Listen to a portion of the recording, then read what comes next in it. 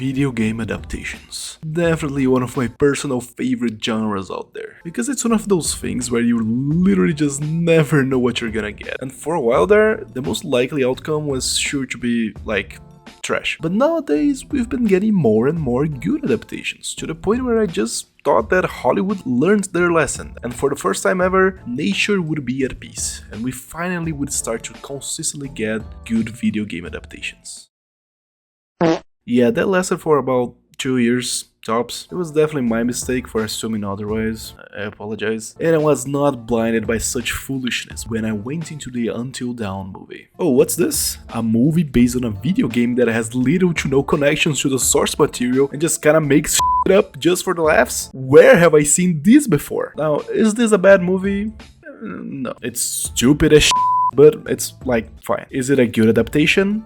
No, but it's also not really trying to be. Until Dawn the movie got its first trailer a few months ago. To the horror of every fan of the original game, it looked nothing like the game, except for a few Easter eggs. Yeah, it's one of those kinds of adaptations. An entirely different setting, with a completely different set of characters, with a story that has nothing to do with the games. I mean, why even call it Until Dawn at all if you're just gonna do something else? Not to mention that the story is super weird. So basically the plot here is that our gang of generic gamers suddenly find themselves in this time vortex cottage that makes them relive the same night over and over again, kinda like respawning in a video game. Now this is probably a hot take, because not only is this not part of the game's story at all, but it's also kinda wild and really just pretty much out of nowhere. But I actually kinda like this concept. I personally feel like it's a really interesting way to adapt a game's main mechanic of having this choice-based narrative. Like every time they die and start again, they'll make different choices. Just like when you restart your playthrough, you also make different choices. So if they just took that concept and then took the game's original setting and characters, I actually think this could have had the potential to be a really strong adaptation. Because not only does it pay respect to the source material and is like even remotely familiar with it, but it also would have put a creative new twist to it for people who have experienced the game's story before. For me, the best adaptations are the ones who take the original characters and feel of the games and put an original twist to them. Make these characters we're familiar with go on a new adventure. Because really, if you're just going to adapt a game's story in the exact same way as it was before, then longtime fans are just not really going to get much out of this experience. But this movie doesn't really do that. It has an original concept, sure, but it also has an original cast, setting,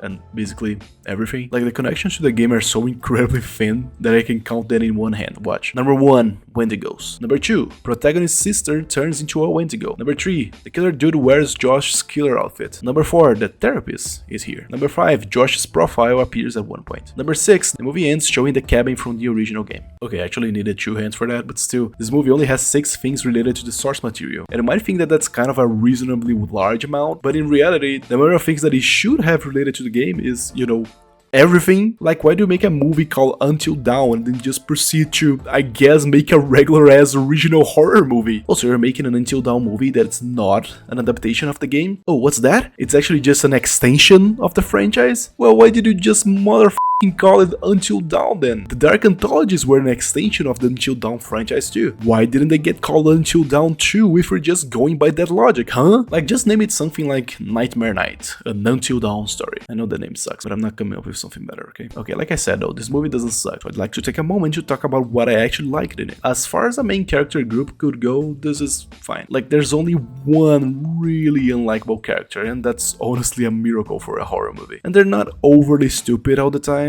Like, I mean, they definitely are, but not as much as you would expect from a horror movie character. I don't really care for them though. Like, they're just here, they react to stuff and, you know, die. They're pretty good at that. I like the main character a bit though. She's the only one that I really cared for, even a little bit, because she's the only one that's actually a character. Like, she's super generic and nothing in her personality really stands out, but she does have a character arc, which is very simple and badly developed, but I did empathize with it, despite everything. But the other ones are just dumb and inconsistent. Like, they'll have a disagreement and just murder each other in a scene, and then in the next they're just fine and back to being best friends. I do like some of the horror stuff though. I mean, that's also something really inconsistent throughout the movie, but at least it was entertaining. Like, they sort of pay homage to all different kinds of horror genres, like found footage, parasites, possessions, even analog horror is there at one point, which is actually my favorite scene in the movie. And I guess that's another thing that it has in common with the game, because Until Dawn really was like a big homage to classic horror movies. flaws and all. Speaking of which, I do like the final scene and how it connected itself with the original game. I already gave you a spoiler warning, but here's another one just in case. The climax of the movie actually takes place in the very same therapist room from the game, you know, with the one where you have to stare at the therapist's weird facial expressions in first person and do some very unsubtle psychological tests. Yeah, that's where the climax happens. And apparently had like a bunch of TVs there too that showed footage of cameras that were scattered around the cottage that they spent the entire movie on. And it's really fun how after the climax, the movie cuts back to their room and now the cameras change to the original game setting, with a car appearing in the driveway, which I interpreted as being Josh's car as he arrived in the cabin before the events of the original game, in which case that would set this movie as sort of a prequel to that. That's actually the most interesting and unique connection that this film has to the source material, really. It definitely makes it seem a lot more like an extension of the franchise than the entire rest of the movie. Like, do I like this conceptually? Sure. Do I like this in execution in relation to what the entirety of the movie was? No. Like, again, if you're gonna have a movie called Until Dawn, it better be about Until Dawn the game, not a regular ass horror flick that just so happens to very briefly pay homage to it at the very last shot. Oh, so this is an extension of the franchise. When does an extension of the franchise have the exact same name as the original game? Oh, cause this is a movie and that was a game. Who the f cares? The original game was basically an interactive movie anyway. I'm not even a huge fan of the original game, but I really get fired up about bad adaptations because they don't make any sense to me. Like, making an adaptation that's not really an adaptation is literally just gonna split your audience, or even worse, you're just gonna upset everyone that watches it, because if it's a bad adaptation, it will piss off the original fanbase, and if it's a generic ass movie, it will piss off the people that are just there to watch a good movie. Listen, I like the original game, but like in a more ironic way. Like, I think it's hilarious. It's so goofy and over the top, and I just adore making fun of it. But I didn't get that in this movie. I just got a gory mess that just sort of attempted to be scary. And if you know me, you know that I hate gore, so this wasn't pleasant. Like, I personally find myself enjoying horror movies much more when they absolutely nail the right atmosphere, rather than just killing off characters in brutal fashion for shock value. And that's literally this entire movie. The creatures also kind of bother me, because there were like a bunch of them. There was a killer dude, the Wendigos, water that makes you explode, a witch, a parasite, an analog horror guy, a ghost, and some other stuff that I really just can't bother to remember. Like, it's literally just random. At each run, they will just run into a different thing, except when they don't, and it just reverses back to being either the killer or the Wendigos. There's even like a 5-second scene where they try to leave and just give up because they see a huge Shadow of the Colossus giant in the distance, which is not brought up or acknowledged again, never. Like, all these creatures come out of nowhere, and it's never really super explained where they came from. I mean, okay, the therapist briefly mentions that they all just sort of came to be based on the main character's psyche, but they're also told that the Wendigos are there because that's what happens to people who get stuck in this loop. Why did the Wendigos specifically get an explanation but not everything else? It was kind of weird.